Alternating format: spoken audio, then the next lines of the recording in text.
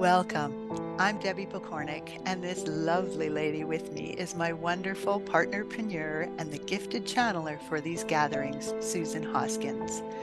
Since June 7th, 2023, we have been playing in Sweet Tea Channeling.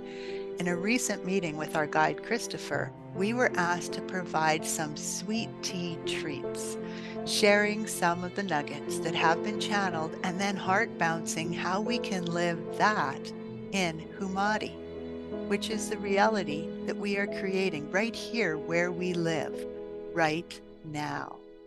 Christopher is willing to come in and share more insights on the nuggets when it feels appropriate. So we are quite excited for that. As a result, instead of our usual introduction, this one will be very brief. If this is the first Sweet Tea channeling that you are watching, we encourage you to go back and enjoy at least one of the previous introductions and channelings, especially if you have questions about what we are doing.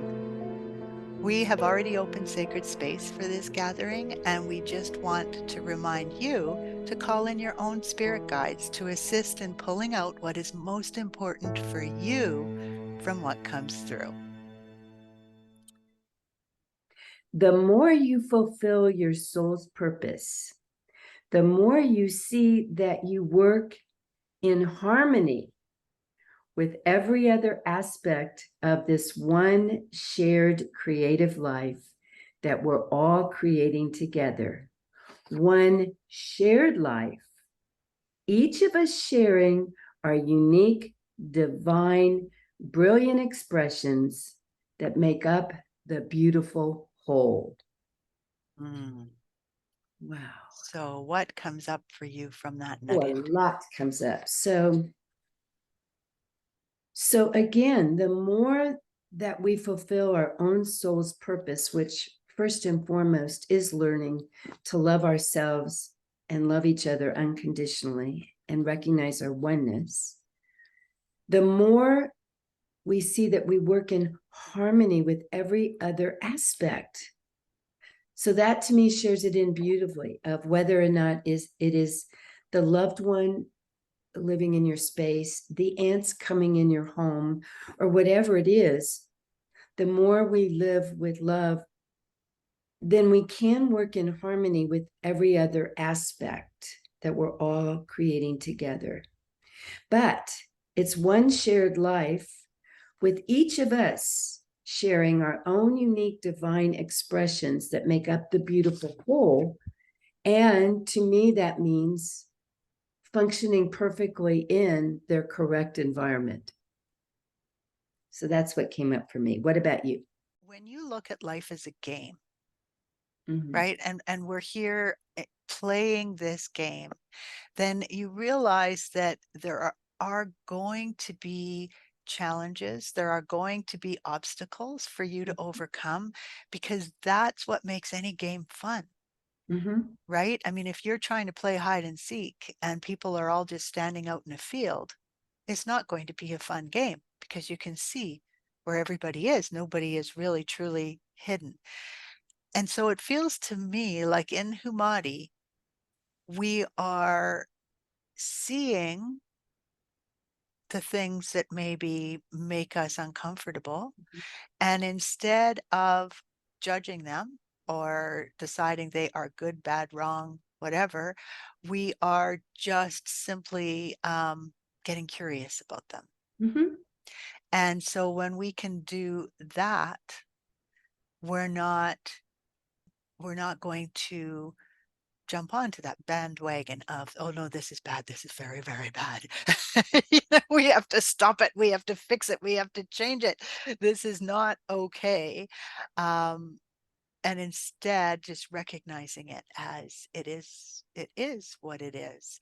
And I wonder why that is happening. I wonder why they are doing that. In my case, I know the answer, attracted to the dog food, because we play a lot of dog food games. And so there's dog food around my house in places that I don't realize, right? Where it goes. And so the ants say, hey, that's food that we would take. And, it'll feed hundreds of thousands of us. So I Mhm. say, hey guys, if you can pick it up and you can carry it out of my house, see there, that feels a little snaggy for me because that whole idea of ownership, I feel like there's something there that I am learning to overcome because I don't think we're meant to own things and to when we're setting boundaries, that boundary is really around us, but it isn't about ownership. I don't know. How do you feel about that? But what I'm getting a sense of is going back to the whole premise of it all begins with me, and it all begins with me learning to love and accept me just as I am in this moment. And then being clear with me what I need and want to be able to live in harmony with the loved ones in my environment and with all that is. So for me, it's just at a beginning point of who am I? What are my preferences at this point that, of course, can be expanded, but just bringing it all right back to it's okay to make choices that help us live as the very best vision of ourselves as we can in this moment. Mhm. So, okay, I would love to be able to walk out into the world and commune with the lions and the tigers and the elephants and the all of that. But right now, at this point in my life, I want to be able to be happy right where I am and be able to go out in an environment that works for me to savor it fully. So that's the place I'm coming from. Is it begins with how best can I love me in this situation and love all that is. Mhm. Mhm. So you've got your loved ones, and so there's a vested interest. You're starting from you, you're loving you, but Mhm. when you see something happening that is not um, exactly what, it doesn't fit into your vision of Hoomadhi, Mhm. then what?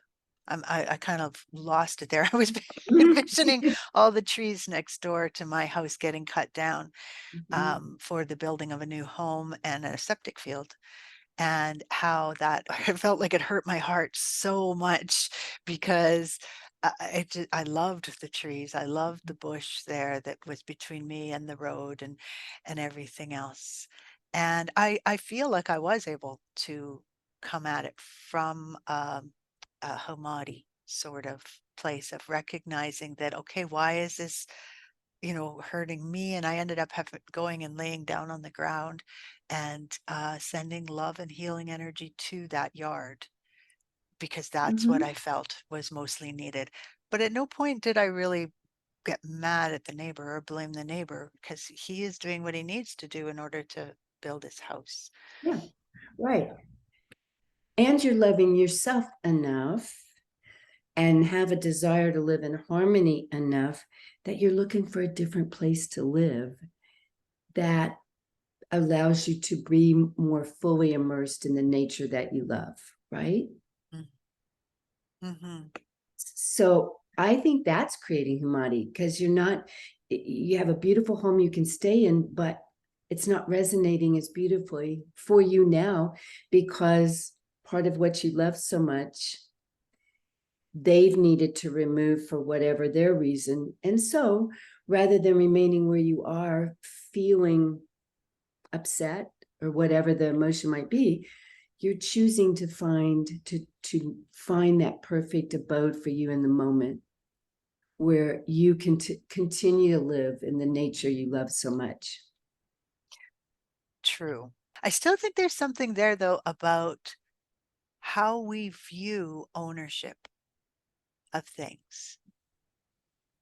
Any chance Christopher has anything to say on ownership? Hmm. When you are part of all that is, why would you feel a need to take just a small little piece of it to feel like you own it, when in fact, you are right. As part of all that is, it is all yours anyway.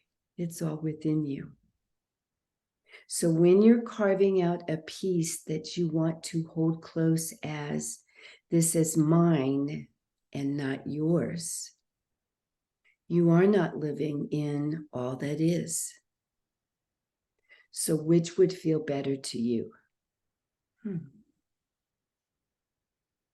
I feel that very deeply, and can really relate to that. There's going to be a lot of kind of like an unweaving of Mhm. things that have Right. been, yeah, misunderstood. And I think that in Hoomadhi, that will be an easier thing to do because your heart would be so full of love, right? Mhm. And you're so willing to come from that place of curiosity, and you're not immediately going into some kind of reaction. But I can see that there will be a lot of unweaving and there could be some challenges Well, in it goes that. back to the very first nugget we talked about, that we're dreaming this new existence into being, which means part of, I think, creating humanity is recognizing these little pieces from this current reality we've created that no longer resonate, that's an interesting thing to think about. And I would prefer to think about it this way. I think that's how we begin to create this brand new heaven on earth that will be as real as what we're seeing right now that we call our reality. Hmm.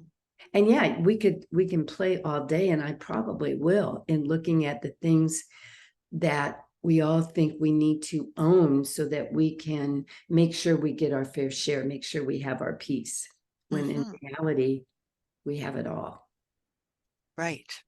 Mhm. Right. And so in that way, to me, a lot of Humari is a perspective shift, Mhm. right? Into recognizing that we've got so much incredibleness around us. Like the abundance in Mother Nature is just so huge. And Right. yet, how much scarcity thinking is there, right? And Exactly. so in Humari, we can't be afraid when those things come up to notice them. And I think just figure out, how do I gently tease the thread out and see how that unravels, and what I can see as a result of that unraveling. I think that's a piece of that. This to me is great fun because we're being given the opportunity to create, to really create this new reality.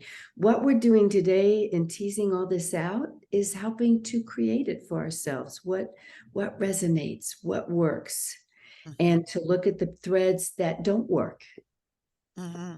Yeah, I'm loving that. If you want to join us live on the call, you are welcome to do that.